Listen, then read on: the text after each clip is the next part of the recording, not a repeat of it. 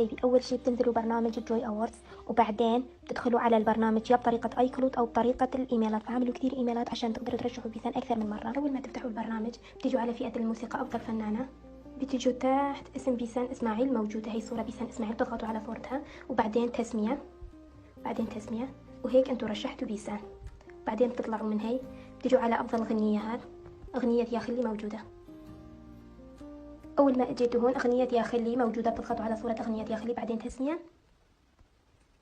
بعدين تطلعوا، بعدين تجوا على تحت هي أفضل مؤثرة كمان بيسان مرشحة بهالفئة، بتضغطوا على صورتها وبتعملوها ترشيح. وهيك حبايبي انتوا رشحتوا بيسان ب4 فئات